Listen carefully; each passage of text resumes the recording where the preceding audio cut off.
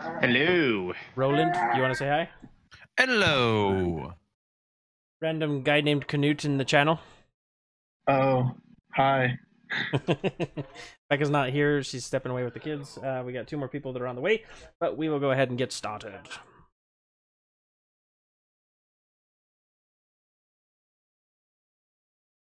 Oh, I was like, why am I hearing an echo? Echo.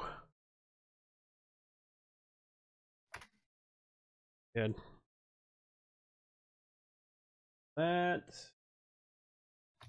I'm gonna go ahead. We'll start with the exposition. Is everyone sitting comfortably? Please attend carefully. If anything I say, if you pay careful attention to everything that you see and hear, no matter how unusual it may seem, and please be warned. If you fidget, if you look away, if you forget any part of what I tell you, then you're not keeping notes very well, and Dora Morlam's gonna die today. So Shut up. I probably will, but it is a good day to. you're just the only one that's here to defend yourself. So other than Roland, and Roland's not gonna die, to be honest. No, everybody loves Roland. That's because Dora Morlam's gonna die saving your butt. It's like a sitcom. Everyone loves Roland. Hey. Hooray! Hey-o. Nobody likes the dwarf. So last time, as you guys recall, you guys had camped out by the Tribor Trail. This is a trail that is to the south. I'm going to pull it to the map so you can see. And as you guys had spoken with the Banshee, up towards the north near... Come on, load. Please don't be slow today. Please. There we go. Okay, Agatha's lair. So you went and talked to the Banshee Agatha down up by Coneyberry, and she had mentioned that there were these ancient rune stones that, as you guys, you know, from years long past, that predated most of your existence, there were these waystones that would help the denizens of this area to find their way. And so she had mentioned that there was a place down there. Then you also had a little bit of in-show from Clandon trying to inquire a bit about his father and the inheritance on his back with these strange foreign symbols that seem to pulse with some kind of ancient magic energy. At which point you guys made your way down Tribor Trail back towards Phandalin and found near the Tribor Trail an obelisk of sorts that was pretty half buried in the hillside, but you were able to see the cold, dark obsidian looking rock protruding from a small knoll. You guys camped there for the night, during which time there seemed to have been a scuffle overnight. Everyone slept heavily, but as you awoken in the morning, you found that Dora Morlam's bed was wet with what seemed to be sweat and fear and whatever, and he had gotten out of his bed. There was a scuffle where you found the remains of what seemed to be a quick and dirty battle between what your resident rangers believe to be a green dragon with this acrid kind of smell of poison and just decay all around this area where this fight seemed to take place. Can I just say, I think it's very impressive that all of us managed to sleep through a green dragon attack. Bravo all around. It is. Wonderful. It was very, very impressive. I'm a heavy sleeper. What can I say? Right? So, who knows? Maybe it could have just been Balasar's attempt to try and show his strength as a barbarian. You'll never know, at least until you find him. So. No, we'll never know. So, you guys, moving ahead, Clandon, Venfina, Aurora, Dora Morlam, each of you went to the north, and before heading out, your companion, Zedek, decided to set off and search and see if he can find Dora Morlam. And at this point, you guys have not had any contact with them, but as you moved through this thick woods, the thick woods of the Neverwinter Wood, you know, going through these thickets and these just overgrown gnolly trees, you find this clearing that you know, surprised that no one is really aware of this castle in the middle of nowhere. But you guys happenstance across the castle called Cragmaw Castle. Upon which you guys scouted around the building, looking at the rubble. There's many areas of this particular castle that's pulled over here. You guys should be able to see. I'll pull you on there, Roland, real quick, so that way you can see. There you go. You should be able. Can you see from where you're at? Not sure if it will. I see only darkness before me. Darkness. Okay, let me submit light.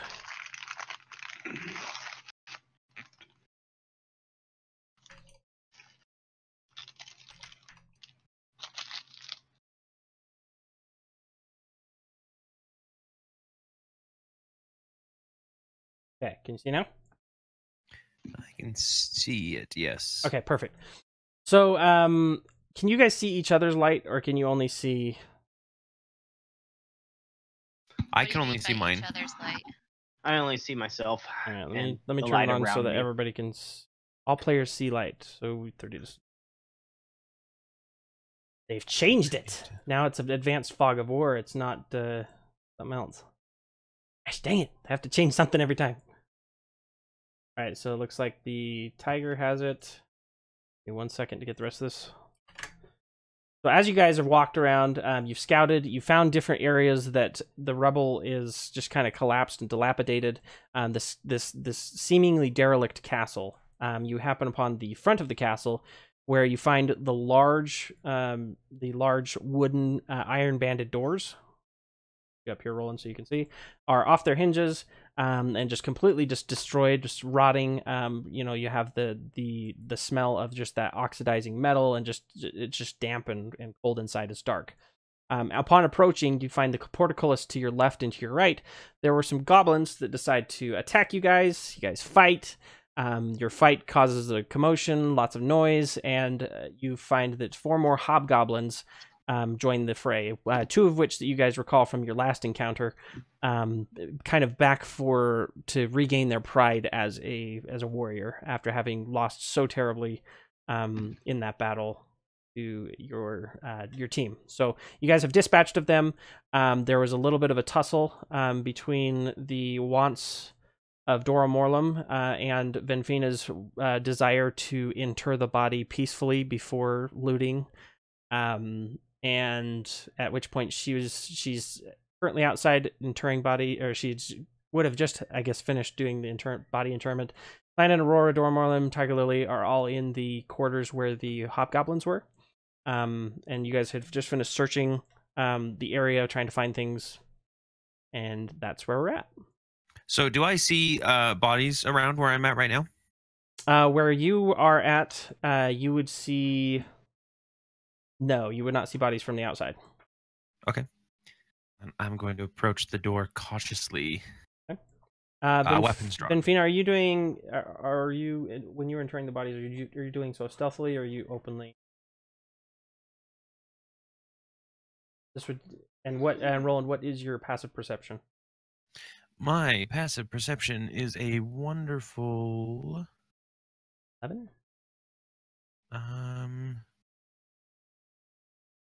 You know, I don't play characters... 11. Yeah, it's an 11. Benfina, are you looking around for enemies while you're doing it, or what's your demeanor when entering these bodies? I'm not really paying attention. Okay, so you're not... Okay, so she doesn't see you, you don't see her. Just from where you guys are approaching from. She's technically off the map in the woods, I would assume. Yeah, So. Okay, so you go ahead and you can approach. Upon approaching, you do get the faint smell of... You can't tell if it's just the iron bands that are oxidizing or the smell of blood. Okay.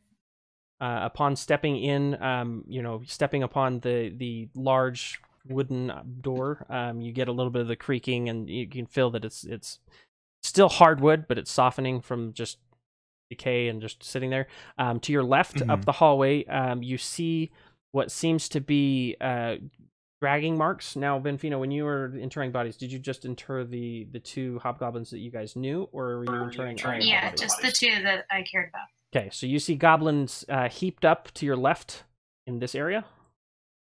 Okay. And to your right, you can see that there's rubble that extends mostly to the ceiling.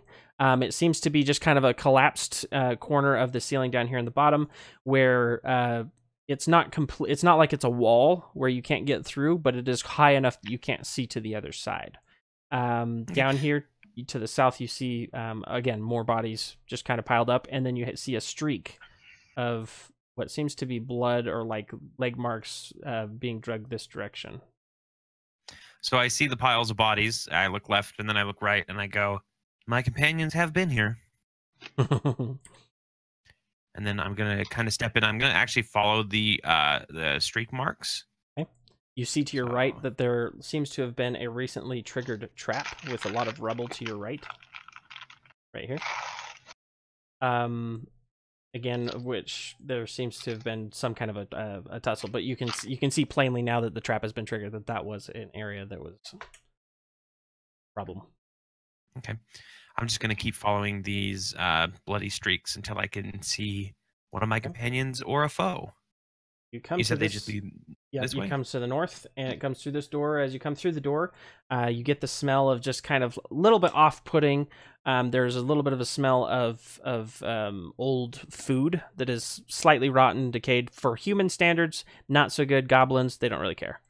So you can tell this is a little bit of a I'd also like to point out that I am not being stealthy at all. Like, no stealth. I am a young paladin. I do not understand the concept of discretion. Okay. Go ahead and roll me a stealth check just based on to see how haphazard.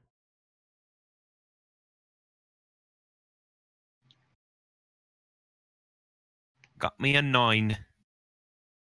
Okay, perfect. Duly noted. So to where you're at, you hear. What are you guys doing in the storeroom? I whispered. I whispered in my pants. I hear someone outside. Somebody coming. Yep. We're kind of been taking our little short rest in here after that long battle we had. Huddled. So I grab. I want to grab one of the spears. I want to grab one of the spears that's in the room. Okay. If I remember right. Grab one of those. Just kind of improvise a little weapon there, just in case, pointing towards the door. Okay. So are you at the ready? You're holding it, or are you like just holding it at the ready? Yeah. Barricade. Holding it at the ready, so if anybody comes through, I can just stab them. Okay. Go ahead. You're at the ready. Okay. So the room that I'm in, there's only one other door. There is a door to your left, and then there's a door to your right. There are. This room is dusty and kind of dirty, and you do see, as far as like scraping, opening, and closing doors. The one to the right doesn't seem to have much, but this one has a lot of dirt and dust and stuff that's just been moved around. All right, I'm gonna move to that door, and I'm gonna sheath my sword because I can't do a sword and shield and open up a door, and I'm going to jiggle the handle to see if it's unlocked. You take 12 No, I'm just kidding. You jiggle the handle. It's unlocked. Go ahead, Aurora. I was just gonna say, I see that the door handle is jiggling, and I want to take cover. Okay. So you go ahead. Are you? So there's some beds in the room that you might be able to go and hide behind, or there's the kind of rubble you can try and climb on top on the other side. That's up to you. Which one would you prefer? The rubble. Okay. So when you climb the rubble, go ahead and roll a dexterity check for me real quick. Anything above a 12 will see. Just because it's a bunch of rocks and rubble and stuff falling. Okay, so you kind of scramble up, and it starts to tumble a little bit. So what you end up doing is you kind of pull yourself into the corner over here, so you're out of line of sight. But you're not necessarily completely hidden visibly, if that makes sense. Yeah. Do I hear the tumbling of these rocks? You do hear a few rocks tumbling. It would be loud enough, yeah, because this part of the room north to you is also open to the same rubble pile. Okay, so what I'm going to do then is I'm actually going to stop turning the door handle, and I'm going to draw my sword because I hear noise on the other end, and I'm not entirely sure yet. So I'm going to try and kick down the door. Okay, go ahead and make a strength check. Is anyone else doing preparation? Tiger Lily. Tiger Lily is ready to pounce. Okay. And I think I'm playing for Clandon right now, so okay. I think he's ready to just poised, ready to go. Okay, go ahead and make your strength check. 13. Yeah, it makes it. So this door is not that. It's not your heavy exterior doors. This is more of an interior door. The lock itself is older, so as you kick it through, the iron bands on the inside pop out from the locking mechanism that's securing it to the actual stone. The door swings wide open. You see Dora Morland pointing a spear right at your face. Roland, Dora, are you guys okay? what are you doing here? I came to help you guys. Took you long enough. I'm sorry. I wanted to make sure that nobody got left behind, but I can't find any trace of our other companions, so I thought I'd come to the castle, and I saw drag marks, but I didn't see any of your bodies. I saw a trap in there. Like, what happened? Is everybody okay? Yeah, everybody's okay. We just had a nice little scuffle just a little bit ago, and nothing that we couldn't take care of ourselves. Oh, so you don't need me. I can go, right? No, you can stay. You're good. I'm gonna put my sword away and strap the shield to my back, and then I'm gonna walk in and just kind of, like, idly brush the spear out of the way, and clap my hands on Dora Morland's shoulders and say, "It's good that you're alive." It's good to see you too, Roland. And I drop the spear down on the floor, because I don't care about it. The dust so begins to settle in the room. I'm gonna step in and I'm gonna look around the room and I'm gonna go, where's Vamfina? She was out taking care of some bodies. Yeah. Useless stuff. And you let her go alone? She wanted to go alone. Yeah, she was kind of mad. She didn't want company. we had a disagreement.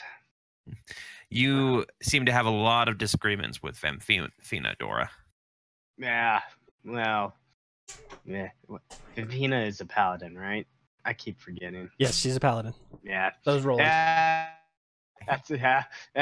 Well, her views of a paladin differ from my views of a fighter, so yeah, just disagreements in that.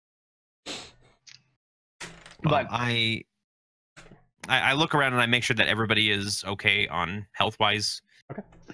You do see Clandon is a little bit banged up.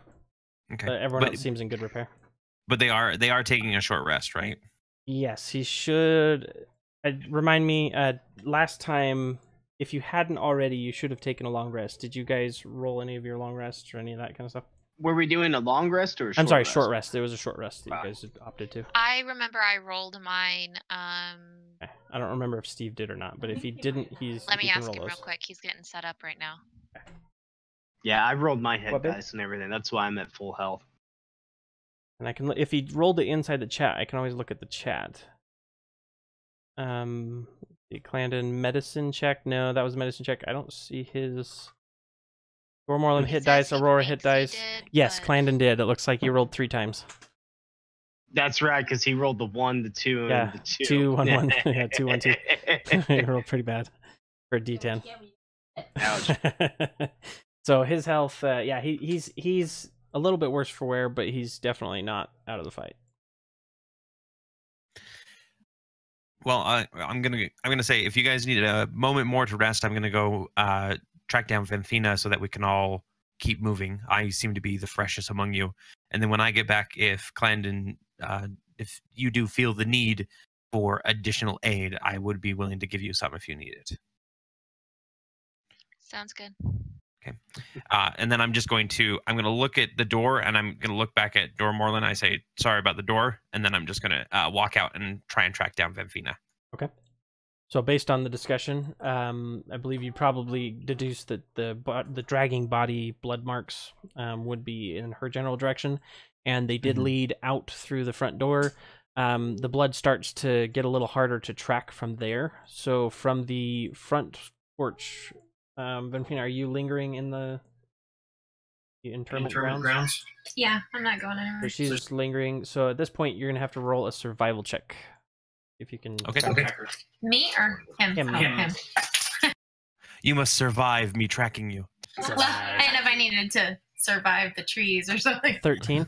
Okay, so it takes you, it probably takes you a little bit before you can kind of find it. You're not as adept at kind of pulling the recent, with all the cacophony of different things that are about on this derelict castle. It's really difficult to kind of find. You find that from the bottom of the steps, there seems to be some kind of drag marks, but you're not really sure which direction that originate. Somewhere either going to the north or to the east. Not really sure which. Okay. Well, let's see. North or east? Would there be a way to roll like a religion check to see if there is any specific way that Vamfina's god would have her bury? Absolutely. Yeah, go ahead and roll a religion check. Just to see if, like, oh yeah, you bury them to the north. Nope. Absolutely. No. Never Nope. mind. You vaguely, all you really remember about her god is that the symbol is that of an elm. All right. Well, That then. is healing You and mean an oak tree? oak tree. I'm sorry. Okay. Well, then I'm just gonna head. Just I and gotta for the just do- record, the forest is peppered with your different types of firs, junipers. There's those are typically closer up to the mountainous area. In this area, there are a lot of more aspen or oak trees. So All right. Well, then again, being a naive young paladin, I'm gonna do what a naive young paladin would do and go, Vamfina. I hear it inside. Yeah. I'm Yes, sure. you do. Son of a took. yes, you do. Let's see who else. I'm gonna gently go out towards him. So you hear it kind of the thickness of the woods. It hits. Venfina, if you can roll a perception check for me, and then but as you're calling out, this isn't like a mountainous area, so it doesn't echo like you would, or reverberate like you would think. Once it hits the woods just seem to soak up this and you can see why this would be a ideal location to hide or to kind of hole up without stuff, just because of the density of it. So Venfina, what's your perception check? 19. You hear him. What do you do? And I know who it is. You recognize the voice, yes. Do I see him? It depends. How far out do you think she would have buried them? Well, I don't really know how far out are the trees. So from this area, the trees are about 30 feet from any of the walls of the castle. So you could have gone just into the tree line, or do you think she would try to bury them in a more private place? I probably would have gone another 10 feet in or so. Okay, so you're not that far out. You're probably about 50, 60 feet away from him. Okay, maybe. So with my perception, do I see him? Yes, you would see him, but he would have a hard time seeing you. Okay, then I will walk out of the tree line. Okay. And just do like a wave. Roll into the north, let's see, northwest of you. You see Venfina emerge from the thickets.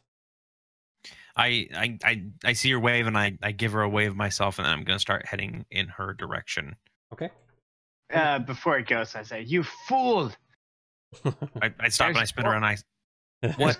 What I do? Everywhere. Keep your voice down. Oh, sorry. I, young paladin. I mean, technically, this is my first adventure. Yeah, no. Keep your voice down. There's goblins everywhere. Got it. Okay, thank you. And I'm going to, as stealthily as I can, which wearing the armor that I am is not going to be very. I'm going to walk down the stairs. Roll stealth check at disadvantage. Okay. Is it your plate mail, right? Actually, I only have chainmail. Only chainmail, so it's not a disadvantage. Oh, nice. Is that correct? I think it's Plate mail that becomes clinky. Yeah, you're kind of walking and you're trying to be stealthy. You're looking over at Dora Morlam's direction. You're a little bit flustered with the recent conversation. Good? And you kind of lose your footing a little bit and kind of slide down the steps the rest of the way, probably 3 or 4 steps.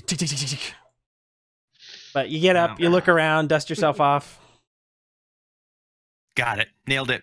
And then I'm gonna head over to Vamfina as not at a quick pace, just kind of like a casual, like, I know you didn't want anybody around, but I'm still gonna come over and just see how you're doing. And then I come over and I say, I just came over to see how you're doing if you need any help.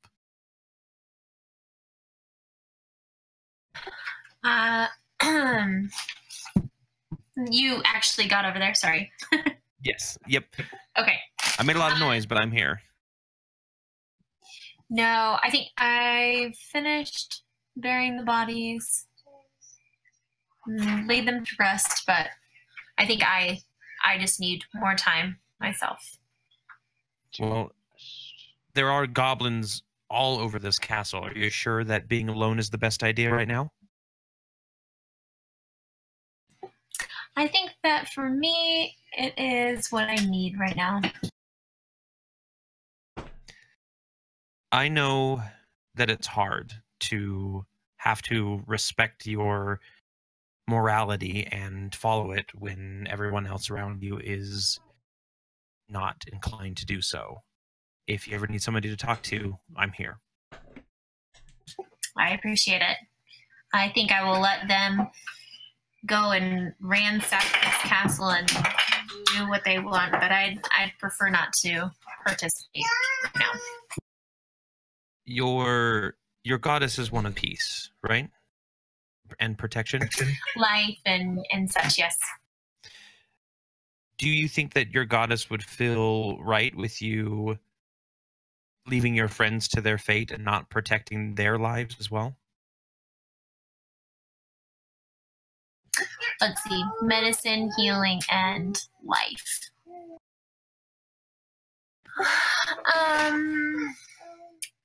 I feel that they have chosen their path for this time and that I need a little bit of separation from them so that I can forgive and forget and continue to help them in the future. All right. Just one, I want to say one more thing. I killed somebody for the first time today, or within the last couple days. It's hard. This all kind of runs together.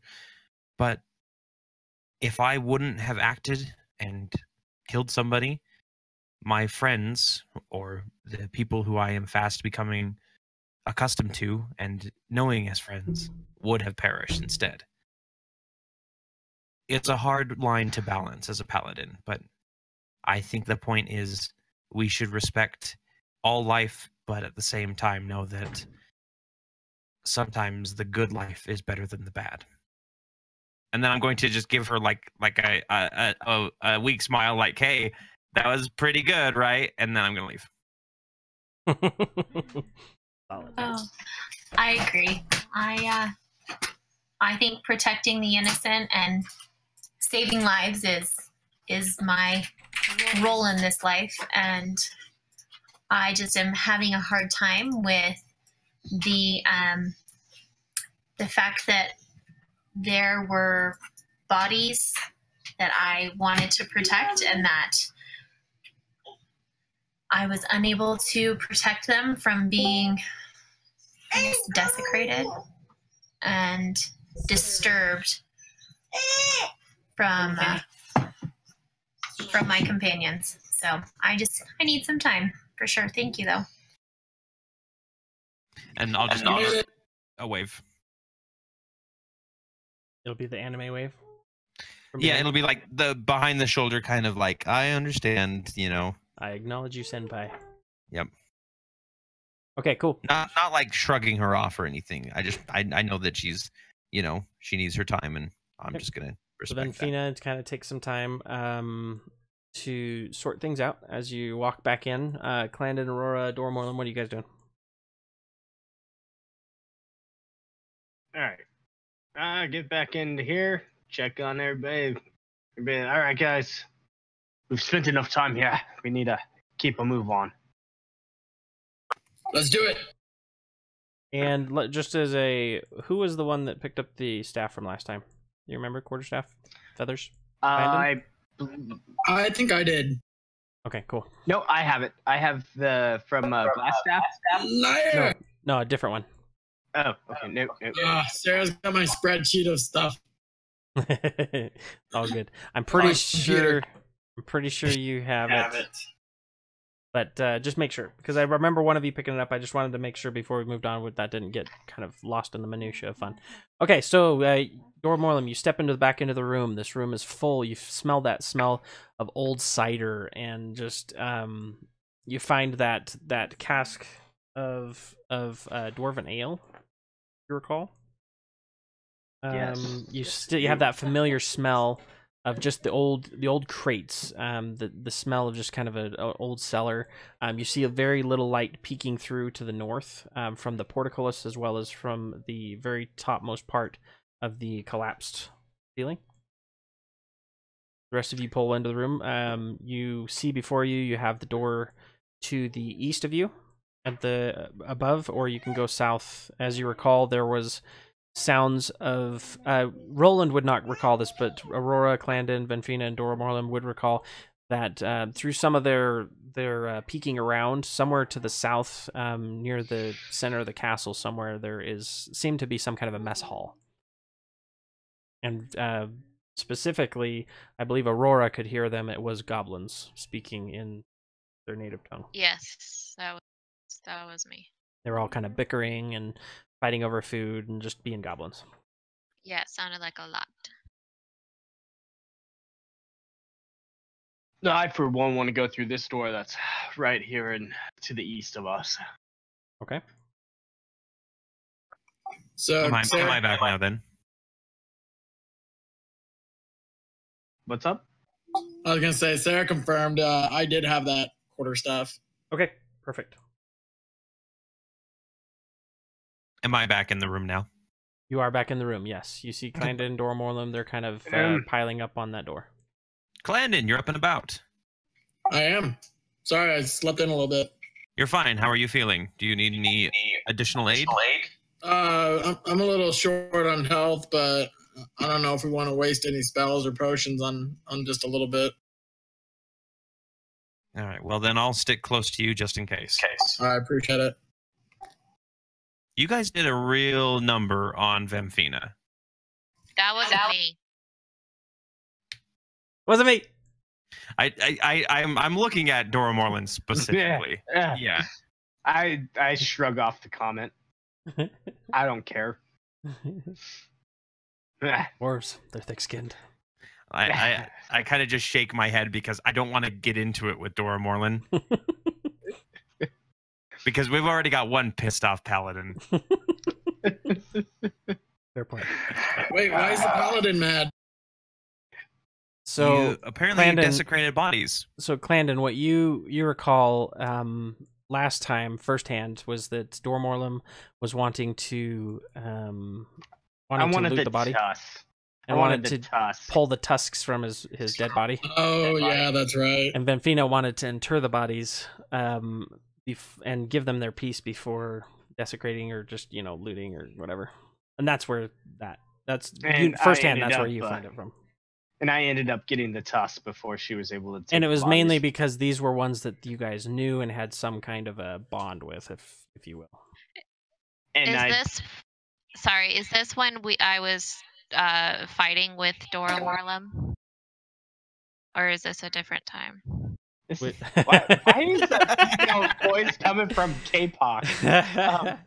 Right. Sorry, I'm on his computer right now because I got here first, so I got to be on the computer. Good computer, yeah. Yeah. Remind me the context. So you're fighting. So, what I remember is that I was trying to let Venfina do the stuff with the bodies, and he was getting in the way. And yes, I think that was on the strength thing. I believe so. Yes, I did. I was able to pull the tusks from. Yep. You slowed him down. So these were the hobgoblins that you guys let go that we were fighting, and I said that it was better off to kill them instead of letting them go, because then they're just going to be disowned and beaten down anyways. And so then we met up with them again, and so I decided to finish them off this time. Okay. And I killed him, so I wanted his tusk. You wanted a trophy. I wanted my trophies. Take his sword next time, Dora. It's easier to carry his tusk. Perfect. Well, not easy to carry the burden of a strained friendship, for sure. I never said I was friends. All right, stubborn dwarf, lead the way. Fine. All right. I slowly come up to the door, and I want to take a listen. Okay. So you come up to the door, and as you're listening, you're 13. What's your 14. modifier? 14. See if I hear anything on the other side. Currently, you do not hear anything. I would like to then slowly open the door. Okay. As you do, the door swings. The hinge right now on your right-hand side swings into the room. Or I'm sorry, out of the room towards you. As you pull it forward and you peek through, a little bit of light kind of... The room that you're in is dimly lit. The room that you see before you as you're peeking through, it does have a kind of candlelit area. Roll me a perception check for me. And I'll give you a description while you're doing that of the actual area that you're looking at. So this chamber, it occupies the northern tower of the castle. There's a stone altar in the middle of the room covered with a blood-stained black cloth. There are golden ritual implements, a chalice, a knife, a censer, all carefully arranged on the top of the altar. There are 2 archways to the south, covered with heavy curtains. This room seems to be like an apse of a large church. That helps with descriptions. And so you rolled perception 19. Okay, so as you step into the room, you are greeted, or kind of questioning, there are 3 goblins in the room, 2 of them to the north and 1 to the east. I was gonna say, I don't see no goblins. Oof. Oh, hey, DM magic. goblin! Black magic. DM Black magic. So with token layer, because you're entering the room, they did hear your discussion on the other side of the wall, so they were ready for you. You've got the goblin to the north. The one seems to be calling the shots. You don't understand what he's saying. Aurora might, but essentially he kind of barks out these orders. And you see the 2 goblins draw what seem to be the ceremonial knives and approach you. And they're going to make an attack. Bring it on. I'm on the wrong layer again. What, they get a surprise attack on me? Correct. They're going to attack you with theirs. They can try. We rolled initiative already? Not for this No, part, they because can, it's a surprise. They're jumping me. And essentially it's going to be the same as the dagger, so it's a 1d4 plus their strength, which is -1. 4. That's a +2, so 3 damage from the first one. Or, I'm sorry, they need to roll attack. Did they hit? I was going to say, did they even hit me? But I would like you to keep that 1 for damage. If they did it. Yep. Okay, so that first one, No. that's a 15. What's their modifier? I hope not. If they have a modifier, they No, hit. I don't think they do. I don't think they do. This one's just a simple dagger. They're using Dex, which is a +2. It does +2 to hit, though. Anyway, we'll just go. I'll just roll straight rolls because I can't remember off the top of my head. So he rolls at you. He takes a swipe. The one to the north. He kind of slashes at you with this dagger. At which point you're now much more aware of his presence and his bloodlust. The other guy's gonna swing at you.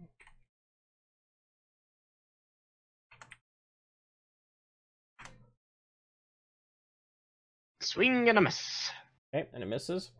So what's basically going to happen with those two goblins? They both kind of came in and slashed at you. They're both going to take a bonus action disengage, and they're going to pull away from you. And I don't get a swing at them, do I? Not with the disengage action. So they're going to pull back, and they're basically at the ready. Both of them seem to be wielding what you can, as far as you can tell, a kris, or it's basically kind of a dagger that's more ornate. Kris knife.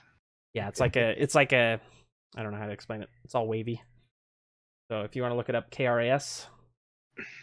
But yeah, they step away, and now everybody go ahead and roll me initiative. Everybody in the room. Benfina is not, so she's not rolling initiative at this time. In this room that we're in right now? This next room, yeah. So Aurora, Clandon, Tiger Lily, Roland, Dormorm, all of you. Roll initiative. All right, how do I roll initiative again? Click on your token, and then at the top left, there's an icon that says initiative. Really? I do a terrible initiative. Roland, stop that too. I have a -1 to initiative, sir. Perfect. Oh man. All right. Sending Mm. The two front guys get the least amount of initiative. right. Doesn't Tiger Lily just go on Aurora's turn?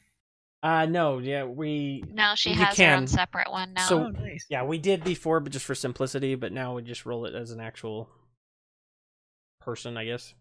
Cool. Because she has her own token. All right. So Dormor, let's see, it's gonna be Clandon first. Clandon, you can see over Dormorlum, goblins, as you recall, are about the same size as a dwarf in height. So they're probably gonna have half cover from where you're standing, unless you're gonna push past Dormorlum into the room. Are we going into that room right now where Dormorlum is, or are we staying where we at? That's up to you guys. The door is open. Let me get rid of that visual blocker. Door's opening. You guys had to have seen at least one guys hear goblin me? come at me. Can Yeah, now. Yeah, you would have seen. You wouldn't have seen the goblin himself, but you would have seen the slash from the north, and then the goblin you can see plainly. All of you would be the goblin in the back. He's kind of by an old That guy. Right tapestry. there. Yeah, old blood-soaked tapestry of some kind. Okay, quick Landon.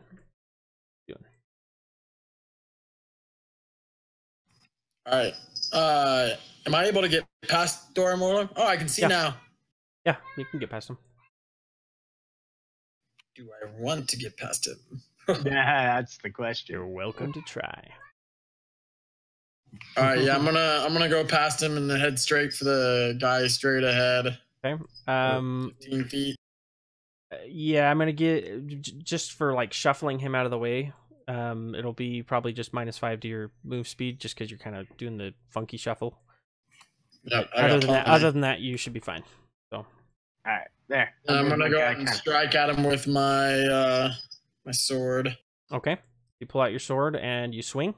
Go ahead and swing for your attack. I should have used the new quarterstaff.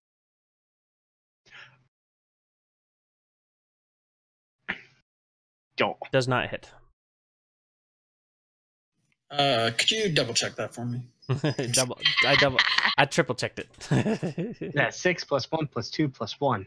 Yep. Holy So crap. as you're swinging at him, he seems very ready. He has steeled himself. You guys aren't catching him by surprise, so he's able to kind of bob and weave and snarls at you in response.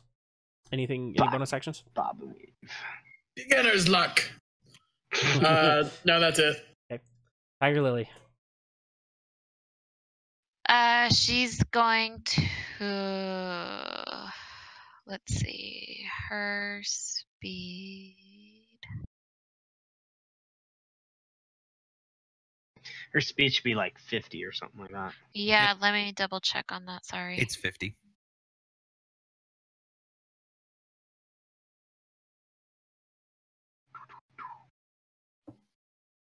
Pew pew.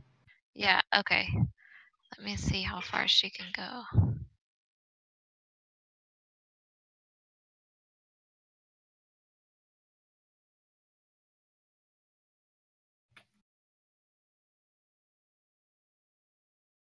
Okay, she's gonna slink past me and Dormorlum and let's see, I can't And so she wants to slink up into the room to try and get the goblin to the north. Yes. Okay. So she'll be go up here. along. Yeah. Okay. Thank you. Mhm. And then I want to have her pounce on him. Okay. Go ahead and roll the attack. Because her move speed's 30, right? 50. 50. Yeah, she's totally fine, even with the disadvantage. She Or jumps the off the door -5. and warms back. Yeah, even with the -5 for each of you, that's 10. She still has plenty of room. So.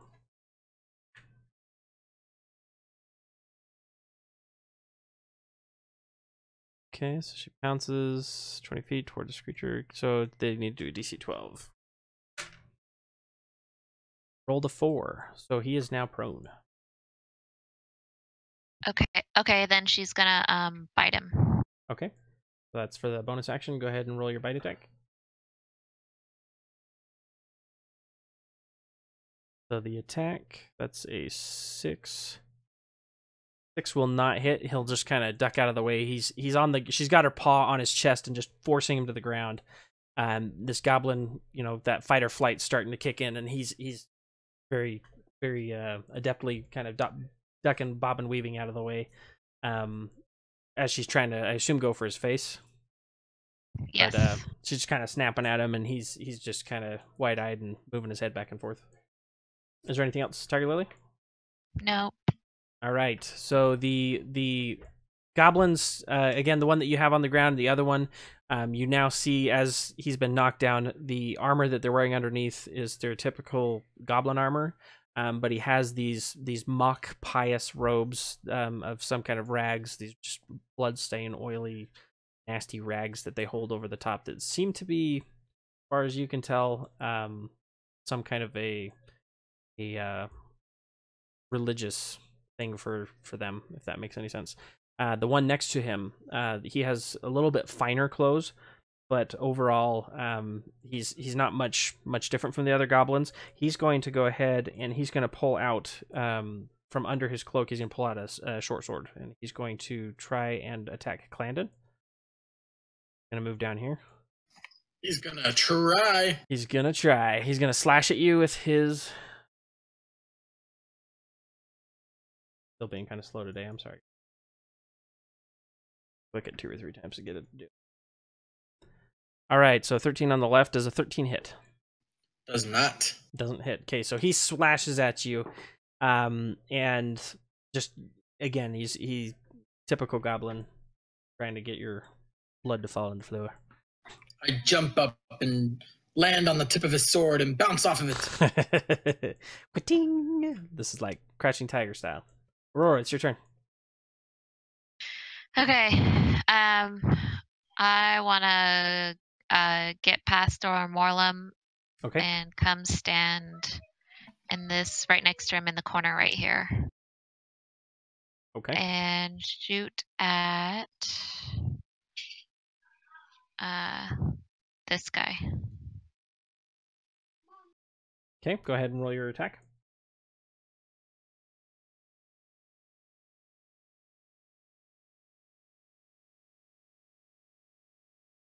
All right. The longbow 16, that does hit. And you were trying to hit the which one? If I can appropriately add the points. Okay, go ahead and roll your damage. Nothing. 3's not nothing.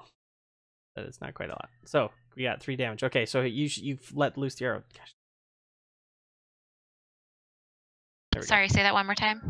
So you let loose the arrow, and it flies past Clandon. Clandon, you hear the familiar whizzing of these goose feather, custom-made arrows flying past you, right in the goblin's chest. He kind of looks over at you, breaks it off, snarls, ready to go. Turn down for what? That didn't tickle. So at your comment, he's going to go ahead and try and stab at you again. Dang it. Clandon.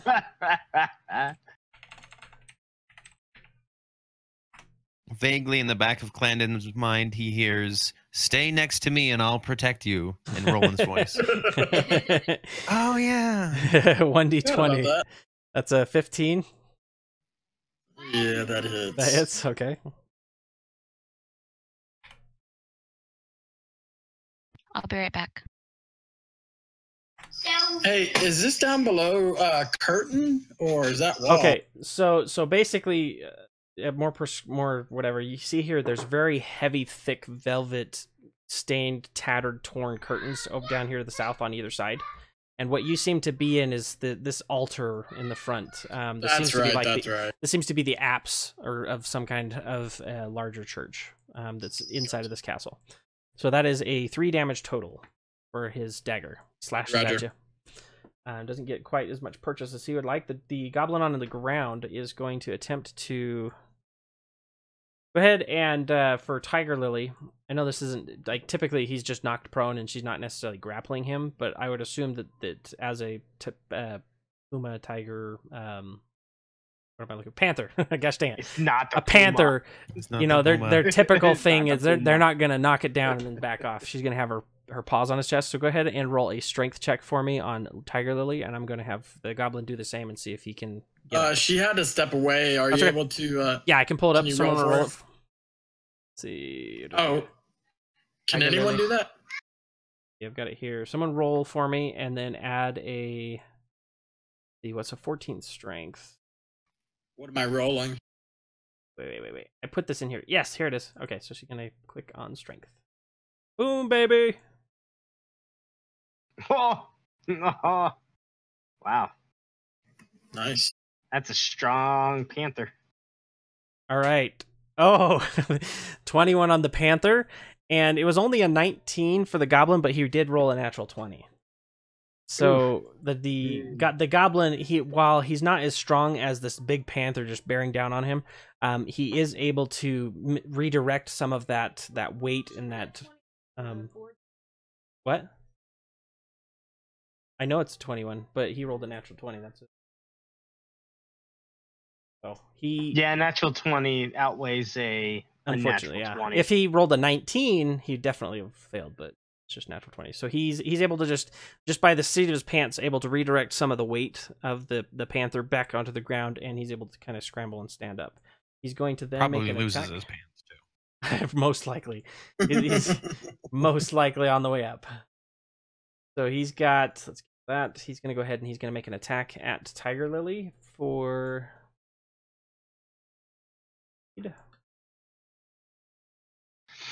The 9 does not hit. I believe it has 11 natural armor. Has 12 natural armor, and then it actually Yes. gets the proficiency bonus of the ranger as well. Nice. Armor. Yeah, so Tiger Lily deftly just kind of sidesteps and lets out a undertone growl as her eyes kind of slit and her ears fall back. I'm not going to attempt to do it because I'm not a. I apologize. You can just imagine. That was pretty good. Love it. Dora Morlum, you're up. Roland, you're next. Yay! I'm coming over here next to Clandon and taking on these guys. Okay. Let's do it, brother. Which one are you wielding right now? Or two? I am wielding 2 hand axes. 2 hand axes. Okay, so go ahead and swing your 2 hand axes. Roll your attack for the first. 2 hand axes. Yeah, Right, so 4 hand 11, 11 does not hit on the first one, so you swing at him. He sees you coming, kind of trouncing up. Wasn't very quiet. Wasn't very deft. The second That one hit. he wasn't expecting you to dual wield. So your left one comes at him. He sees it. The right one, you come from behind. Go ahead and roll damage. I didn't expect you to use Yep, the I axe in knew your it. other hand. Blah. I know. He came from behind. On 1 sec, and then let's see here. Damages. Damage. I'm trying to remember. Just click on the name hand X. Yeah, I was looking at something else. So. Okay. Anyways, all right, there you go. 7 slashing damage. Okay. So. Goblin. All right. So as you come down with that second axe, how do you want him to die? Says I come down, I come down, and it slashes him right at the neck, down past through the chest, at a nice downward angle. Okay. Yeah. Perfect. So you slash him down back to neck to collarbone to hip bone. Collarbone to hip. All right, collarbone to hip bone. There's that brief moment of the fear in its eyes, and then after a few moments, blood gouts out of this wound, and he falls unconscious and dies. It dies. It dies. It dies. All right, One so dice. he's dead. Go ahead and roll me a perception check. Or more of them. I see nothing. Okay, I'm blind by the blood. You are bloodlusted at the moment. You are in the heat of battle, and you got nothing. You're just ready to rock and roll. I see nothing. So, all right. So as you go ahead and do it, Roland, it's your turn. Okay, so I'm going to move 15 feet into the room so that I can actually see everything, and get a quick gauge of all that. Now, the altar. How high up is that altar? That altar, this seems to have been at some point. It looked to be a human altar. Anyone who wants to try and roll a perception check with disadvantage during battle can find out who built it. But yeah, this altar is just. It seems like your typical human height. It looks like this was not intended for goblins. It's just been retrofitted for their more nefarious gods' needs. Okay, so then getting a gauge of the situation, realizing there's no real way for me to get where I need to be immediately. I'm just going to step right behind Clandon and clap my hand on his shoulder and say, "I told you to stay with me," as I cast Lay on Hands. Okay. Thanks, friend. So I'll listen better next time. I'm going to use let's do 7 charges, so you get 7 hit points back. Nice. Okay. So as you're doing this, you go ahead and put on his back. Is there anything else you want to do in that turn? I will actually get a look around. I want to kind of get a gauge of everything in the room. Since you're not there's nothing actively in fighting with someone, you can go ahead and just roll. Are you wanting to roll a religion check, or you want to do a history check? That's up to you. Let's do a religion check. Okay, roll a religion check for me. It's the same either way, but this feels more religious. Ah, yes, the great altar of It's hard to tell what it was originally intended for, especially since there seem to be a couple of different gods or things in this particular hall that seem to be worshipped. You can kind of see hints of Timora. You can kind of see hints of these kind of not Greek gods, the human gods. But because they've kind of defaced it and they put these blood rags everywhere and these other things, you're not really sure. You're not as familiar with this particular god that these goblins are worshiping. I go, now this is desecration. Hey, Roland, I think it's pronounced not Oh, right, the great god Perfect. The one. My turn. All right, perfect. So next, before Clandon finishes at the top of the round, Dormorlum, because you're unaware, you feel something behind you, kind of a slimy tentacle-like claw as it touches your shoulder. You feel it come slowly, and you kind of stop back. The hair on the back of your neck raises a little bit as you feel a moist, wet, slimy tongue lick the back of your neck. Sorry about that. And you hear like a kind of like a hawk screech from right behind you as this something attacks you. Can I take a swing at that tongue? No, you cannot, because it's beaking you in the back of the head. All right, so it's going to go ahead and attack. Let me get this thing shroud dropped so you can see it. Ow. We're calling this Venfina's revenge. Venfina, what did you do? She's out there conjuring demons. I'll show them. There are dark paladins, you know. All right, so this guy bites at you. Click. He's going to go ahead and do his bite attack.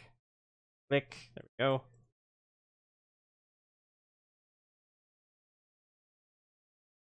Okay, so 20. Does a 20 hit? The 20 is always going to hit. Okay. Not natural, but yes. And then Okay, and then it's going to also, with that, as it's pulling you in, it has its tentacles begin to wrap around you, and it's going to grip you and pull, like, at the end of each of these tentacles, there's 4 of them that you see kind of envelop you. Each of them kind of goes across your chest, and as it pulls away, it has a claw on the end that just pulls and just rips as it pulls away. So you feel something bite in the back of your neck, and does an 18 hit with those slashing?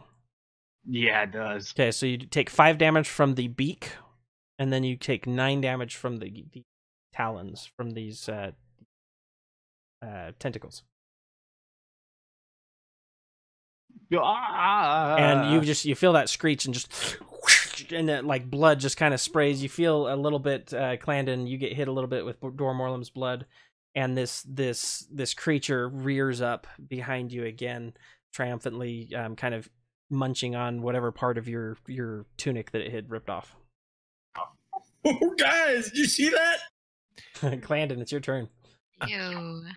Oh boy. Oh, that's not cool. Terrifying. Hey, Fuzzy, do you got a picture of this dude? Yes, I do. So this is what everybody... Aurora can't quite see him where he's at, but I will show it to everybody. You can keep it in your mind. Here's one of these dangerous folk that's now trying to mate with the back of Dormorlem's head. Wow. That looks beautiful. I think he likes you. I think so too. there's more than one way to get a date. Clandon, if you want to roll a nature check for me, you can see if you recognize this creature. By the way, I yell, guys! Ah!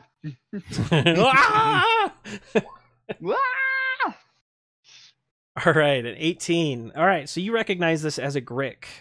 This is something, it's basically a worm-like creature. It typically will blend in with the rocks and caves. It likes to be in dark places.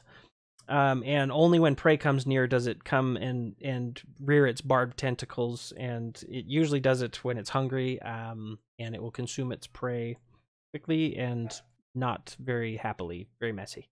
Oh, man, we're in trouble. Oh man. They're usually pretty passive unless they're hungry, but this one seems to be a pet of some type, domesticated in some form. Go ahead with what you'd like to do on your turn. Dang it, I forgot my reaction spell. I'm not used to being a spellcaster. Right? Oh. Your spells. I know. This right? is what you get for casting out Benfina. Yep. This is True. righteous retribution. No. Or unrighteous, because this is a desecrated temple. I'm not sure. What kind of creature is it? A grick. No, like aberration, fiend. This kind of creature, is just, it's a neutral monstrosity. It's not a fiend or any of those type variety. It's just a It's not an aberration? No. Double check. Medium monstrosity. Yeah, it's not an aberration. It's just a monstrosity. Okay.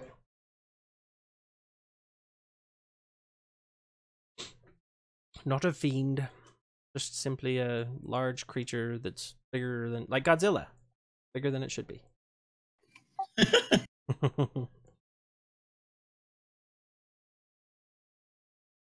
What you doing, Clandon? Okay, I'm actually gonna. Oh no, I can't take a step back, or else he's gonna get a opportunity of attack, right? Correct. Lupo the Goblin will come for you. All right, then I'm just gonna strike this guy just above his buddy who just died. Okay. And with my sword. Okay. But before I do so, hold on a sec. Now, is this a one-handed or two-handed? Remind me. It's two-handed. Okay, go ahead.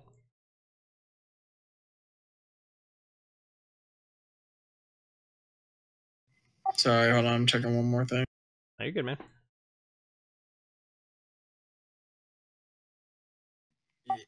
Yeah. No, I'm gonna actually cast use Hunter's Mark on him. Okay, go ahead and cast it. Before I attack. And that's automatic attachment, right? I don't have to. Yeah, perfect. So he's now Hunter's marked. Okay, and going to attack with my sword. find one that looks like Hunter's Mark.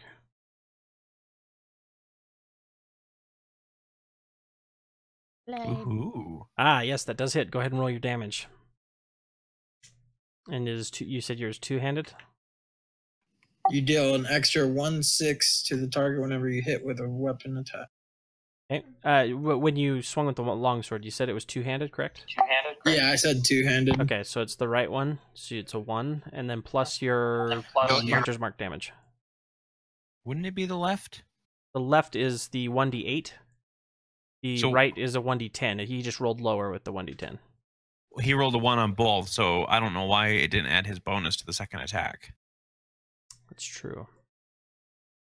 It is not doing the strength bonus, so... Yeah, on the second. So it's 3. It's 3, yes, you're correct. Jump in there and fix it while we're talking. Plus 2 from Hunter's Mark. Okay, so plus 2 for Hunter's Mark. So that grand total of 5? Correct. Okay, so you slash at him. You're familiar with these guys. He took a pretty heavy blow, but he's still standing. All right, so next up, do you have any actions? That's it. Okay, Tiger Lily, you're up. And next up after Lupo is Aurora.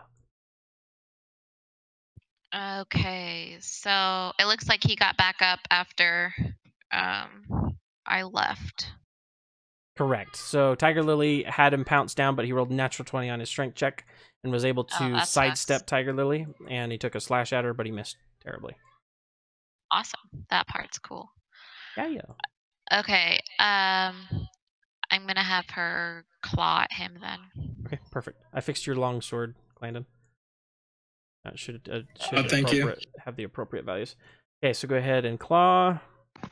18, 22. Yes, that does hit. Go ahead and roll damage. Does that Grick 5. have an initiative roll yet? Initiative roll, yeah. He's the last one on the. Okay. I just put him at the very end. All right, so he's got 5. All right, so she slashes at him. Her claws, just quick as lightning. He's not able to jump out of the way, and you see these tear marks just rend and rake across his chest as pieces of his leather armor start splitting apart. And you see that black acrid blood start to spill forward. Still standing. Lupo, he's gonna Good girl. He's gonna attack you again. Then. I mean, I'm sorry. I want to. I have a reaction. Sorry, I have a reaction. Use your reaction. I'm using. I don't think I have it in listed in roll d20 yet, but it is my protection. When a creature you can see attacks a target other than you that is within 5 feet of you, you can use your reaction to impose disadvantage on the attack roll. Perfect. So I bring my shield around to try and help Clandon deflect this blow. Okay. Perfect. So he, when he swings, the goblin hits. It rolls a 6. So the 6 is the lower of the 2. I assume that does not hit. So you come in, you kind of give him that shield, and Lupo, as he comes and swings down, your kind of shielding of him, it glances off. You're able to just basically kind of just sidestep it and redirect the attack where it hits the actual altar itself, tears some of that cloth a little bit more, and he just kind of snarls, frustrated. You know, he's starting to see the desperation of the moment based on the numbers. But Aurora, it's your turn. Goblins are next. Dormorlum, you're after them. Okay, I'm gonna shoot my arrow at this guy here. Okay, so you go ahead and shoot the guy at the top. Go ahead and roll your attack. Nope. No, that does not hit. So as you start to pull back, and you let loose the arrow itself, it's one of those instances where you didn't quite knock it, and so the bowstring actually strips off one of the fletching on that particular arrow. So if you try and shoot with that specific arrow, it's going to be a disadvantage. Gravy? That's a natural 1. Better than the bow breaking. Yeah, better just toss the arrow. Yeah. Yeah. You could throw it at him. Use it like a javelin. All right, Goblin up above. He's going to attack. No, he's dead. The other one is going to attack Tiger Lily. Gonna slash at her again.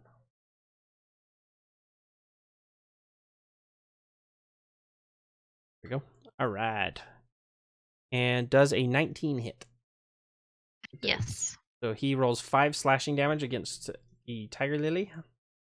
This time he's able to get purchase, whether it be the bloodlust. He just, the adrenaline of the moment, he's now kind of more sharply focused on the art of killing.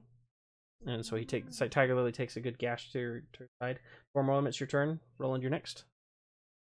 I'll put the Grick on here. So it's... How does that... Can I call out something to Dora Morland? Yeah. I say, switch, or you got that. It depends. How does that thing have me? Doesn't it have me in its like claws or what it did is it basically did this seatbelt like move, like a 5-point harness around your stomach and chest, and then it ripped outwards and opened its tentacles again. So you're not bound by it. It's just taking a big gash out of you. It was trying to disembowel you. All right. I yell at him. This one's mine. All right. Your funeral. All right. So I'm gonna. If you die, can I have your teeth? Jerk. Venfina's not gonna do anything for you. It's all right. I go after him with both my hand axes. Okay, so go ahead and roll your attack for both hand axes. 14. Just hits. So that one does 7. 7. Okay. And as you kind of get purchased in this, the tentacles are a little bit more firm than you would have expected. They're very slimy. It feels a lot like, consistency-wise, would be a really dense calamari. As you're, and as you pull away, there's this sticky slime that just leaves like a web of gross between you and it. Oh, fun. And then the second one, 15 hits. 15 does hit, yes. And then on this one... Or I one... could confuse you and say, no, that doesn't hit. Just kidding. Right? On this one, and then also due to what I was looking up, due to my fighting style, weapon fighting style, I do get to add my ability modifier to the damage. So that's another +3, so that's 10 damage on that one. It's 7. So... Because you rolled a 4 and then you add your proficiency and stuff on top of that. So that's no, because its damage is a 1d6 +3, but then I get to add on my second attack another ability modifier on top of that. I did not think that's how that worked, huh? Let me check. There you go. Weapon modifying, you can add your ability modifier to the damage, because normally the second attack wouldn't have your ability modifier, so it would act the same as your first one. Oh, okay. So never mind then. Okay, so it's not. So yeah, because what it is it's like I'm right hand dominant. My right hand's gonna do more damage than my left, but this equalizes it and says, okay, you can do same damage with both. You're ambidextrous. Yeah, I'm ambidextrous. I'm a 137-year-old fighter. Right. It's perfect though, because I'm glad that you have it, because otherwise your damage would actually need to be lower on the second ones, which I wasn't counting on at all. So okay, perfect. No. Yeah, that's perfect. So that looks right. 14 so 14 damage. total. Perfect. So you lay into this Grick, and like I said, it kind of cries out a little bit and rears back. Its eyeless head just looks at you, and you see its tentacle claws just kind of tense up and get ready for another strike. Roland, it's your turn. Bring it on. All right. Well, I'm gonna shift just 1 square so that I'm next to Dora Morland. Can I see the Grick at this point? Yes, from where you're standing, okay. You can't see the entire Grick because part of it is trailing off into that other corridor, but you see through these, because when it came down on him, it basically ripped down a lot of that what do you call it, the cloth, that velvet curtain, it tore a lot of that down, so you can see it. It kind of, with the light in the room, it kind of rears back a little bit, but you can see it pretty well. It's dimly lit in here, candlelight. Okay. Aww, and then I'm going to cast romantic. cure wounds. Okay. On Dormorlin. Okay, go ahead. And I forget how to roll just a dice in this again. Is it slash roll? Yes, slash roll space and then whatever the number, D, dice type, plus whatever modifier. Okay, and let me check. Or if you look over on the upper left-hand corner, there's your toolbar. Yeah. There's a D20 picture. Oh, okay. You can use that one to set it up. Woohoo, nice. Go ahead and heal 10 hit points. Wing. And that's going to... That is an action. I feel all warm and fuzzy inside. And then that will be my turn. Perfect. All right, next up, the Grick. As you're kind of taunting it, it pulls back, and it's going to come in again. This time you're facing it. It's going to attempt to wrap you with its tentacles. Am I able to dodge it? And my reaction hasn't recharged yet, right? Correct. It would be... Alrighty. This is the very last one in the round. Top of the round's next turn. Yeah. 6. Does that attach? No. Okay, so if that attack, he kind of slashes at you, and then angrily, you're able to kind of move out of the way a little bit. It pulls back again and just lets out. It does not attack you again. So Clandon, it's your turn. Tiger Lily is next. All right.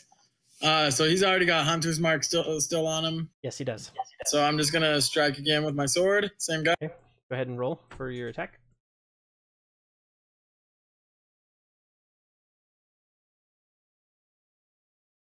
14 hits. 14. Go ahead and roll damage. And then add your... Still swinging two-handed. Okay, so 3. Man, I don't know what's with your one-handed seems to be a little more proficient, it seems. You're rolling high on your one-handed. Yeah, seriously. All right, so that's a plus 3 plus your 1D. 1D. Yep. Roll that and then add them together. Nice. Nice. 6, 7, 8, 9. So 9 damage. How do you want Lufo to die? I swung low, going for his legs, and well, it kind of just came off with the sword passing through.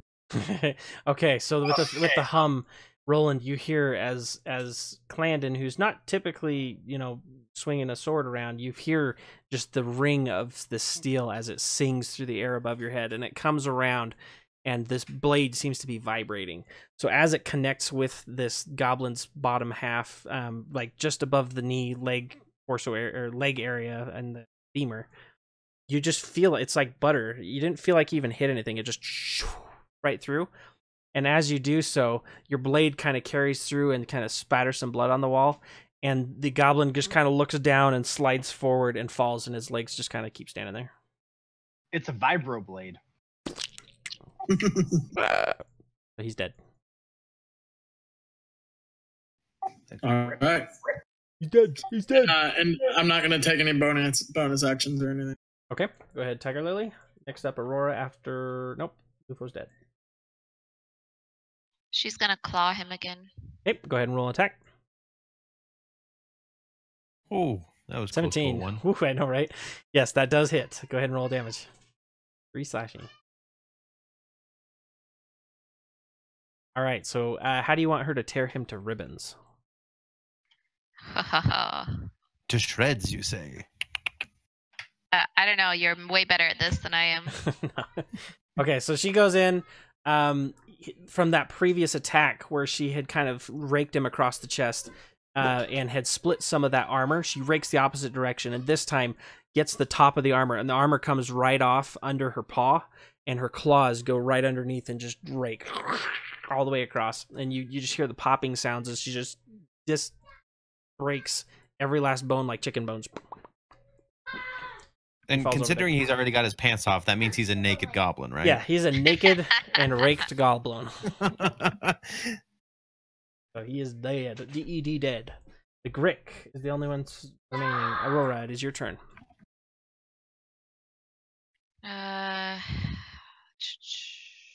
You do hear the commotion, you just can't see it at the moment.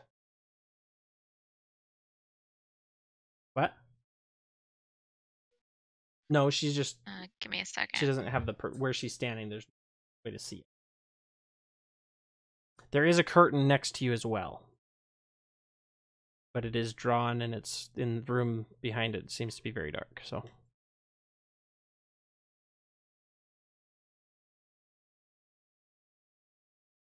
Go through the curtain. What bad could happen? No. Could possibly happen. Yeah.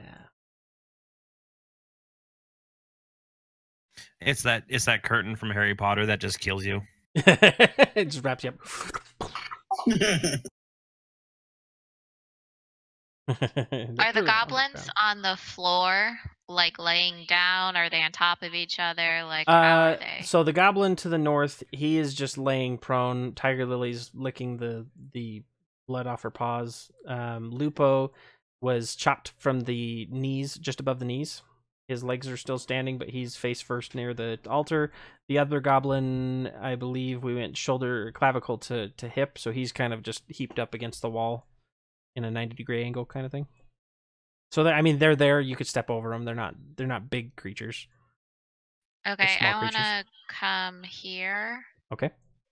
You can slide around him, and the altar itself doesn't occupy all that space, so yeah, you could definitely make through that. You step through, you're on the goblin, just kind of straddling his standing legs. Do you kick him out of the way? Yeah, I kick Okay. him out of the way, Use him as stilts.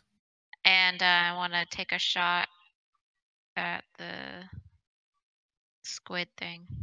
Okay. Go ahead the and take a Grick. shot.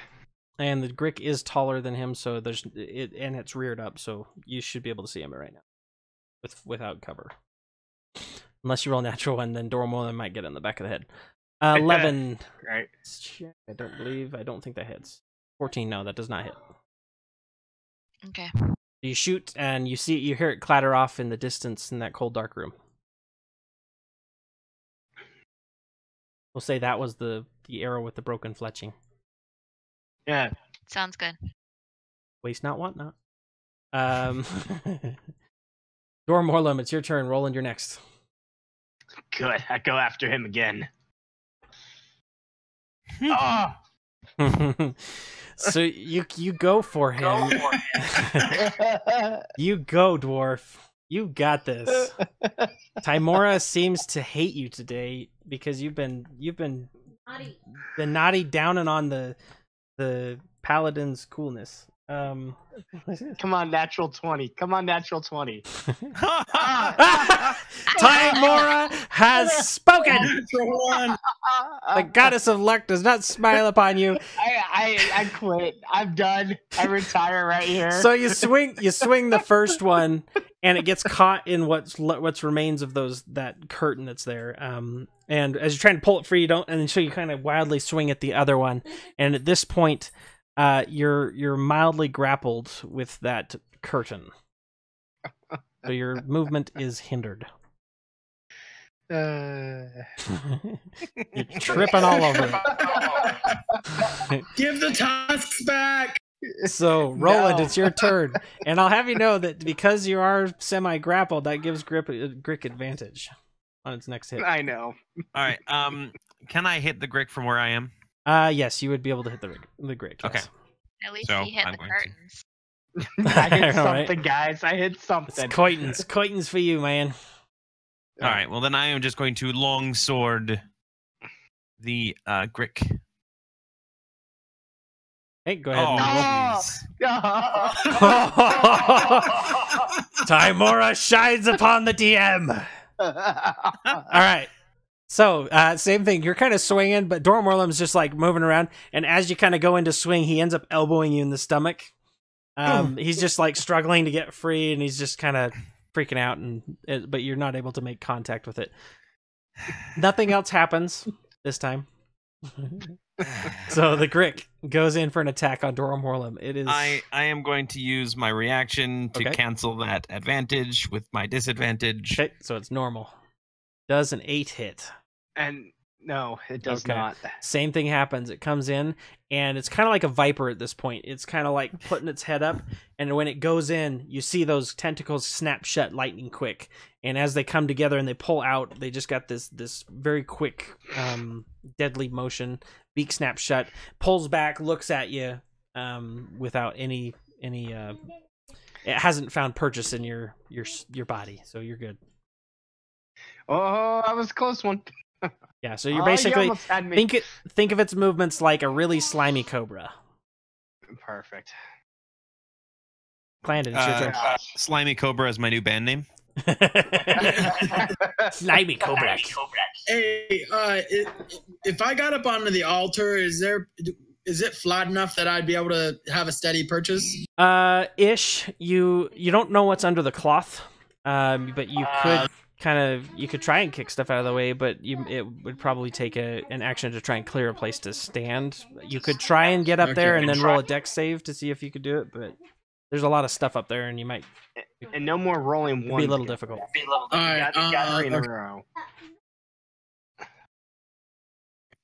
Okay, I'm good. Let's see. Each square is 5 feet. Yes, 5 feet.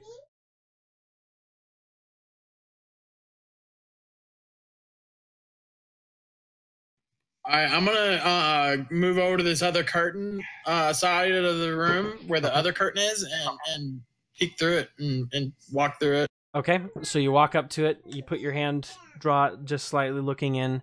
This room is dark. There's no inlets of light besides the candlelight where you're at. So you can see, you have dark vision, so you can see that you don't see anything else in this room. As far as descriptions, this is a high, narrow hall. It looks like it might have been part of a chapel or a shrine at some time, and there's angelic figures sculpted along the room's upper reaches, looking down on the floor below. To the north, a heavy curtain blocks a matching pair of archways. Where you're standing is from the north, and then to the south, there's a cracked but ornately carved stone brazier. Brazier, whatever. Fireplace. Like a bra? Fireplace, not brazier. Yeah, That thing. there's a very Brazier. ornate brazier hanging. Brazier. So as you kind of walk in, this doesn't look like it has been used for some time, but you do not immediately see anything in the room. You can do a perception check if you'd like, see if you see anything else, but that's pretty much what you're seeing. Is the fire thing lit? No, it's not. It's cold. Okay. The ashes are cold. You don't see smoke, nothing. It doesn't look like... This room looks Okay. like it's But I intentionally can kept see dark. because I've got my dark vision, right? You can barely see, yeah. You've got... Because you're a half-elf, you have dark vision, I'm pretty sure. Yes. Yep. So you can see in this I'm gonna room... move over to here with the last bit of my movement speed. Okay. All right, so you go ahead and step there. You hear and can kind of see the movements of the Grick, its tail trailing off into the room where you're at. And go ahead and roll me a stealth check. Let's see if it's kind of seeing your movement.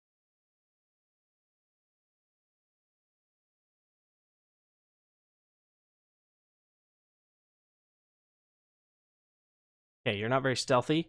So as you're moving and it's looking at Dora Morlum, you see it kind of turn a little bit. It's not stealthy. Not for this, no. Dang it. So he kind of tips his head, and you know that it acknowledges that you're there, but it turns back to Dora Morlum. It seems to be hellbent on a small morsel. Oh goody. All right, then I'm gonna go ahead and use my bow this time to Okay. shoot at him. Okay, go ahead and roll your attack. No ones.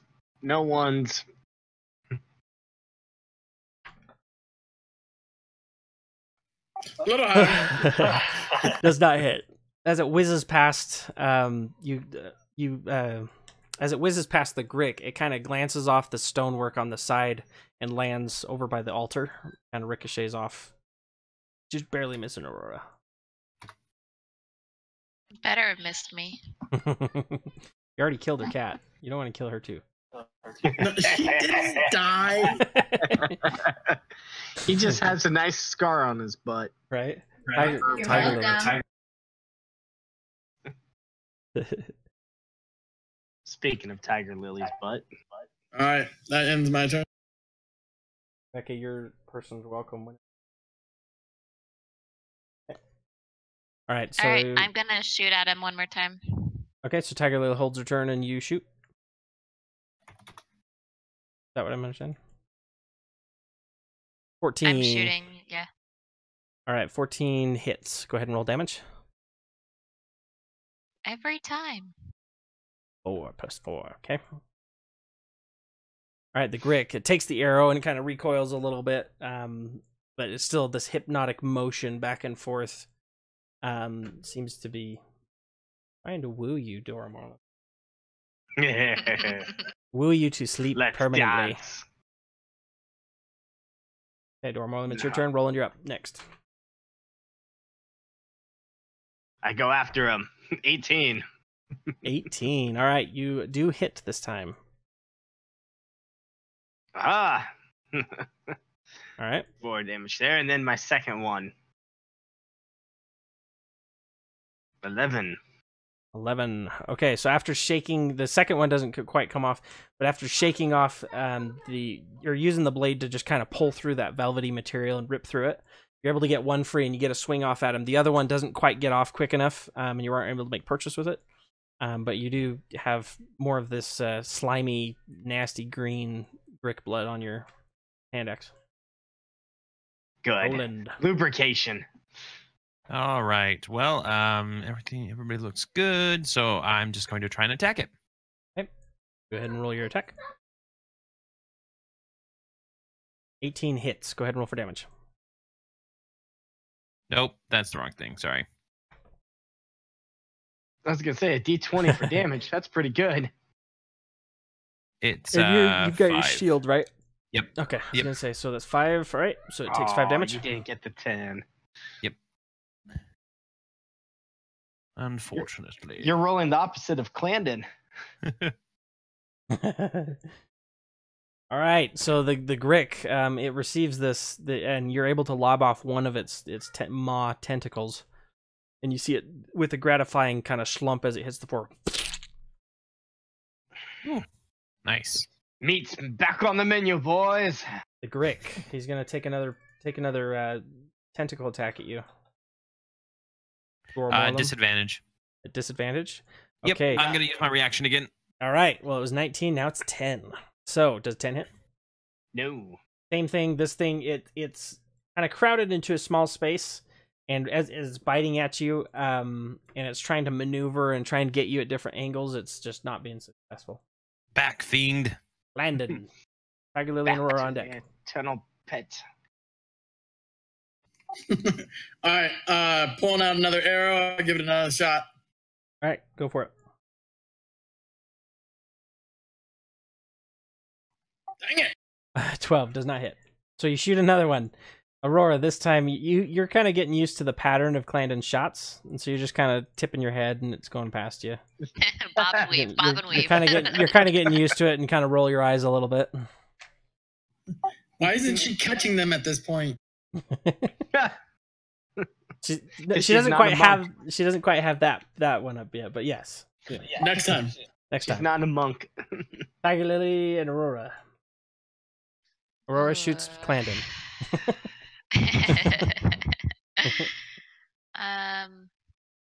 I don't think Tiger Lily can really do anything. It looks like it's pretty crowded up there by the door. Mm-hmm. Well, they're curtains, so. There is the other curtain open now, and you based on the arrows flying back at you, you can safely assume Clandon's somewhere in that room. Okay. Can I go down this? Oh, ho, ho, ho. Hold on, let me count my.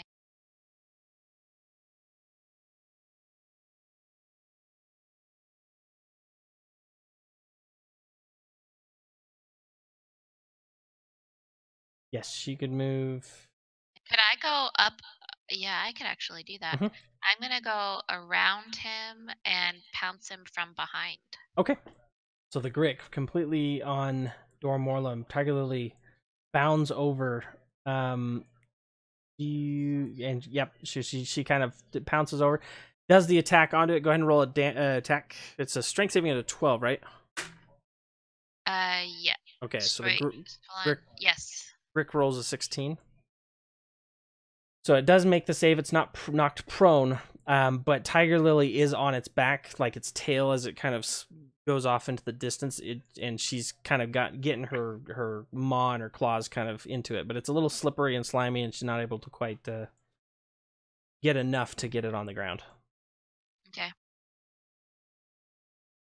Okay, and then your attack. I'm gonna shoot at it one more time. Okay.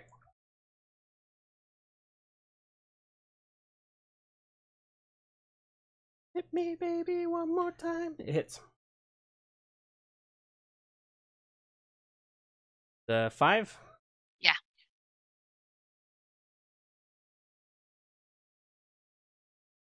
All right. And with that, how would you like the Grick to be deposed of? Somehow that it falls all over Doral Morlum. Okay. So, because you shoot this arrow, and as you're doing so, you get that primal sense, that connection between you and Tiger Lily. Your eyes meet. She runs across in the back.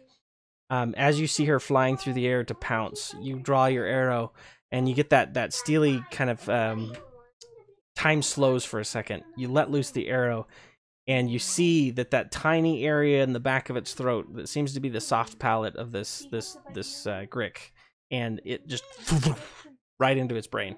You see it start to seize up a little bit and twitch, and then it goes limp. Tiger Lily's mass, as it hits from behind, pushes the Grick forward, landing squarely on Dormorlum, who is now underneath a giant flobby No, it does worm. not. I dodge out of the way as it falls down, All right. and it lands beside me. All right, so it's nearly on you, but as it hits the ground, all the slime on it splashes on the ground, and you are covered in goo. I will I'm accept. Yeah, because this is a compromise here. It sits for a minute, and it kind of twitches and moves a little bit, kind of like a snake when it gets its head cut off, and slowly stops moving.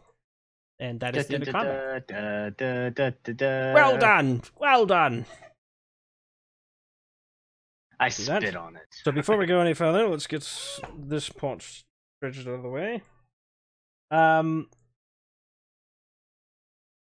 Goblins, babbies. Ooh, that could be radioactive. Radioactive. No.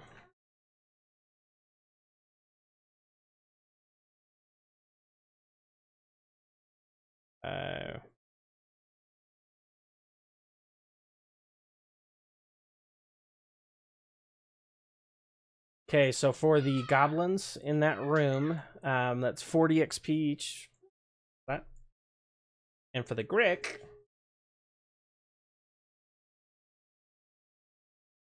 that's. And that's 40 XP for each goblin or total? Each person. So each goblin that was killed would get 40 XP. Sorry, each person. That's cumulatively he's all already 3 goblins. divided I've already it out. divided it. Yeah. Okay, perfect.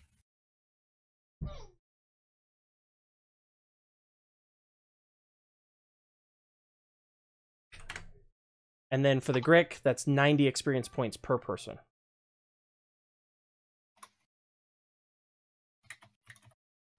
Perfect. All right. Oh, that's out of the way.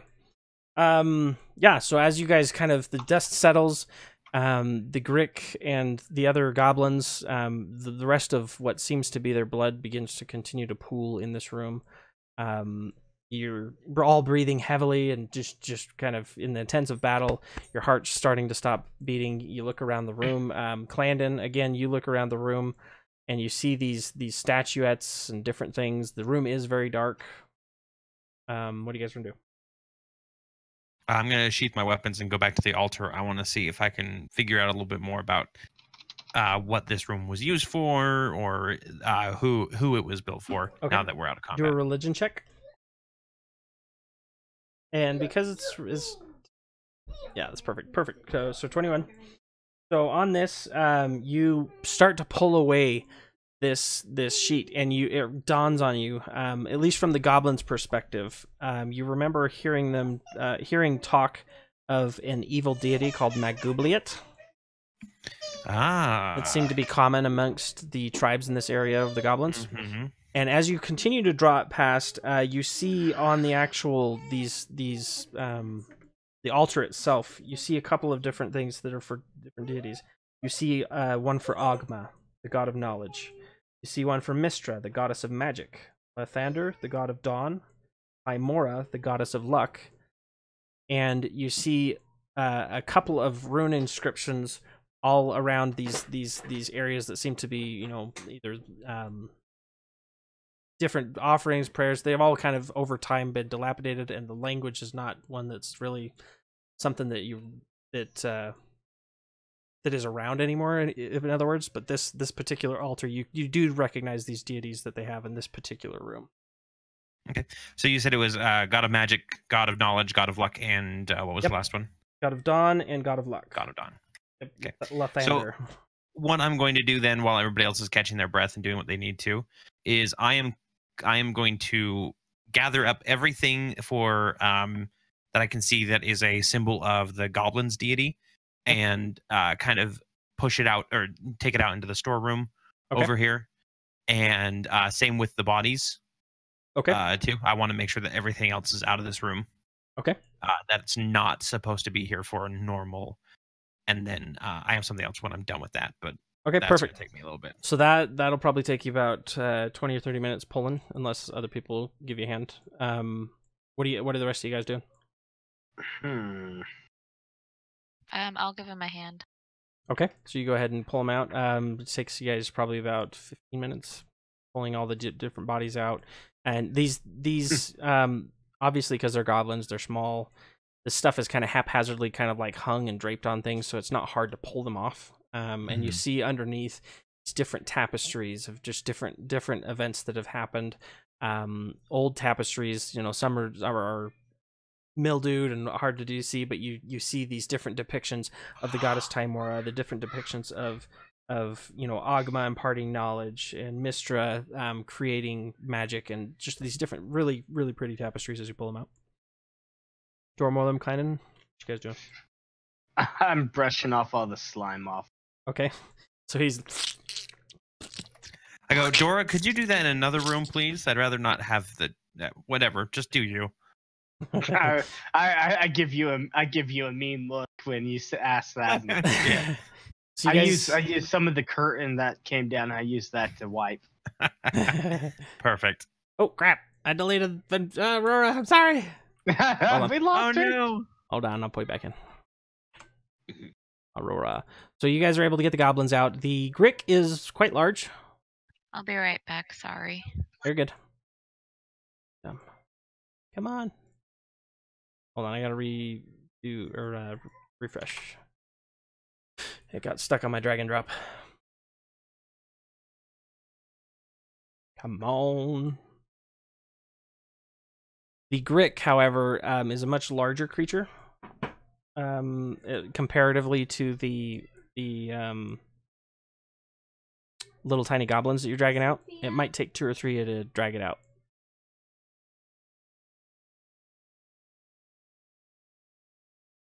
Okay. It's about the size of a weight of a horse, roughly. Okay.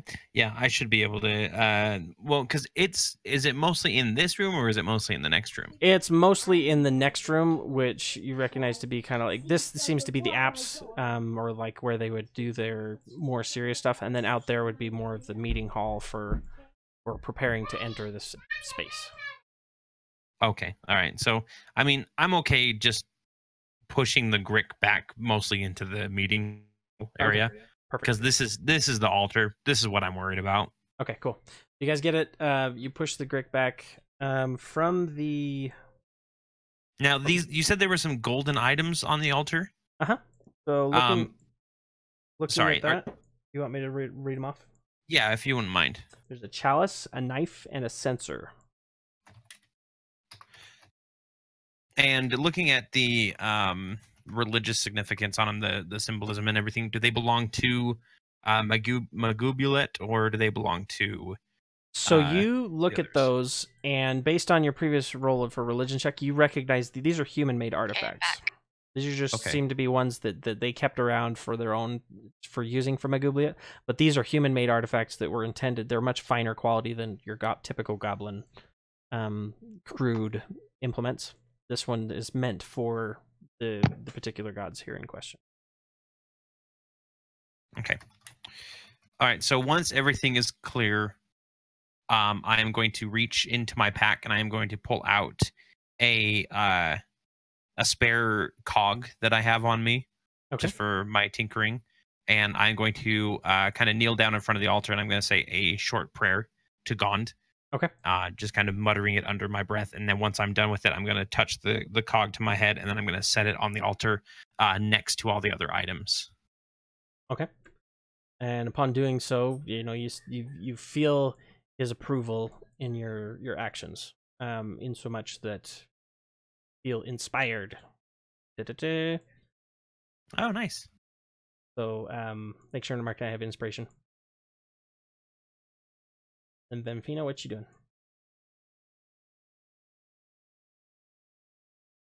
And what?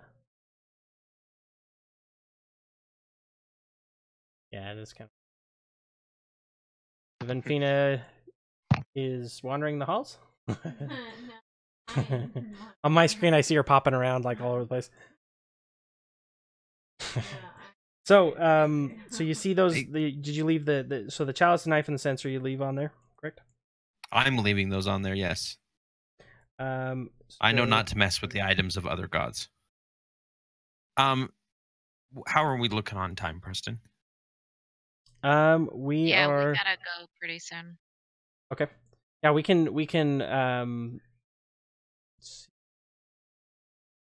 depends on where you guys want to go, but yeah, there's probably a good 2.5 probably hours depending on that stuff, but we can cut it short. That's up to you guys. I'd be okay stopping here in this altar room, taking a short break. Yeah, that could totally work. So everybody, I guess, congregates in that altar room. Go ahead and mark that you took a short rest. Uninterrupted. What do you mean a short break? A short rest. Oh. A real life short rest. I'm sorry, fake life. RPG in the game. So if you have any hit dice left from your previous encounters, you can use those. If not, you're good. You, as an epitaph. How often do those reset, by the way? Those reset when you take a long rest. Okay. Once you guys take a long rest, which is like 8 hours, which not for you guys, you and Benfina only have to take 4 hours because you're elves. You're a special type of elf, like I said. So you guys, awesome. As a closure to this, you guys, the light in this room, previously when you had entered it, you felt this ichor, this feeling of just disdain and just heaviness. And upon Roland continuing to depose of these other artifacts, the room seems a little brighter, and the room itself seems much less oppressive and much more inviting for your journey ahead. So we'll take that up next week. All right. So you guys gotta go. Yep. Yeah. You gotta wake me up though. Wake me up before you go. Yeah, we gotta go. Today's my sister's birthday, and we're making lasagna and all that fun stuff. Perfect. So. That sounds good. So, quick question: this Friday and Saturday, 16th, 17th, work, not work? Which one? I can't do Saturday. Okay. Friday. I can do Friday. We have family in town this entire week. Okay. So, what about 23rd, 24th? I can't do the 24th, but I can do the 23rd. Okay, 23rd. All those in favor? Aye. As long as it's after 7 o'clock. Should be fine for me if everyone else is. Yeah, no, that's fine. Is that Mountain Standard Time, or is that? That is Mountain Standard Time. Central Time. Okay, so 7 o'clock Central. That's 6 o'clock my time. So when I say 6 o'clock, I mean 7 o'clock for you, Missourites. When I say 6 o'clock, you say 7 o'clock. 6 o'clock. So yeah, 7 o'clock. So after 6, so 6:30 my time, 7:30 your time, or yeah, that'll work. Okay, cool. So we'll do we'll do 6:30 Mountain Standard Time, 7:30 Central. This coming or the 23rd, and we'll plan on that unless anybody comes back and has a conflict. Perfect. Sounds good. Okay, sounds good. Awesome, guys. Preston, I didn't get any experience for the game that I wasn't here, correct? Not that piece, no. But speaking of which, I want to give everybody all the way around 200 experience points just for roleplay. I thought you guys did a really great job today. Everybody all around. Ooh. You're so sweet. So you got how much? 200. Oh, So thank you for That's reminding more me. than we made from combat. So Yeah. talk more, guys. It works. It does. It does. It really does. Like I feel like I don't know about you guys. I feel like the game is much more intriguing and fun when we're not just murder hobos. But murder hoboing's okay, Agreed. Dora Morlum. hey, I talk too. I know you do. So yeah, just pat yourselves on the back. That was really good. I liked the interactions. It was very good. I liked I need 40 more XP to level. it. So close. I can level up next time. 700 away myself, Ah. which I don't know if I'm going. I don't know if I'm going another level in Paladin or if I'm going to go a level in Cleric. Right. Kind of thinking about multi-classing, but I'm not sure. That'd be cool. How close is everybody else? If you put it in roll or in D&D Beyond, I think it clear. Roll 20 doesn't really do a very good job with showing when your next level up is. The next level up is 2700 XP 700. to get to level 4. Yeah, my expectation is that by the end of this castle, everybody should be level 4 and then some. Hope. Sound good? Woo! Sounds Alright, good guys. to me. Good game. Ladies and gentlemen, well done, and we'll catch you next time. GG. No re. Thanks, guys. Yeah.